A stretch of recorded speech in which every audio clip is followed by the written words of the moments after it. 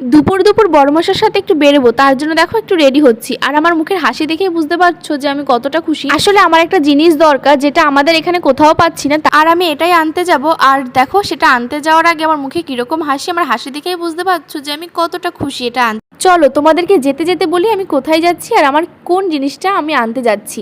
দেখো বাড়ি থেকে বেরিয়ে গেছি, আর হেলমেট নেবো না সেটা তো হয় না, কারণ হচ্ছে সেফটি আগে। আর আমরা বেরোবো কোনো না কোনো জিনিস তো নিতে ভুলেই যাবো। আজকে দেখো মেইন জিনিসটা নিতে ভুলে গেছিলাম, আসলে ক্যাশ ছিল না হাতে, তাই মাকে ডেকে মায়ের কাছ থেকে ক্যাশ নিয়েই আমরা এখন বেরিয়ে যাচ্ছি। আর মাকে ওদিকে টাটা করে দিলাম। চলো এবার দুগ্গা দুগ্গা বলে যাওয়া যাক, কারণ আমি আমার একটা স্বপ্ন বলতে পারো, তার কিছু জিনিস আমি আনতে যাচ্ছি, সেটা তোমাদেরকে আমি পরে অন্য কোনো ব্লগে শেয়ার করব। দেখো বেরিয়ে গেছি, আর কত সুন্দর ওয়েদার, চারিদিকটা খুব সুন্দর লাগছিল। আর এই ওয়েদারে বেশ যেতেও খুব মজা লাগছিল, আসলে ওয়েদারটাই সুন্দর সেই জন্য। ও দাঁড়াও, তোমাদেরকে তো বলাই হলো না কোথায় যাচ্ছি। আমরা যাচ্ছি হাবড়াতে, আর আমাদের বাড়ি জানো হাবড়ার থেকে একটু দূরে, সেই জন্য হাবড়াতে যাচ্ছি। আর হাবড়ায় গেলে তো সমস্ত কিছুই পাওয়া যায়। আর দেখো গল্প করতে করতে কিন্তু আমি মেন দোকানে যে জিনিসটা আনতে এসেছি সেটা আমি চলে এসেছি।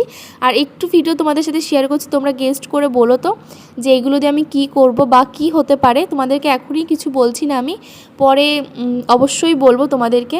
যেই জিনিসটা নিতে এসেছিলাম সেটা অনেক খোঁজাখুঁজির পরেই পেয়েছি, মানে অনেকটা দোকানগুলো দেখার পরে তারপরে পেলাম।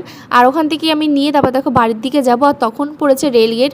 আর এদিকটা ভীষণ গরম ছিল, ভীষণ রোদও ছিল, একদম ভীষণ বিরক্তিকর লাগছিলো। তো যাই হোক এখানে একটু নিজেদেরকে দেখছিলাম যে কালো হয়ে যায়নি তো। তারপর বাড়িতে আসার সময় এনেছিলাম চিজ আর হচ্ছে তোমার চিলি ফ্লেক্স। সন্ধ্যেবেলা একটু পিৎজা করবো সেই জন্য। তো এখনের মতন টাটা, সন্ধ্যেবেলা অবশ্যই তোমাদের সাথে দেখা। আর যারা নতুন দেখছো প্লিজ চ্যানেলটি সাবস্ক্রাইব করে দিও।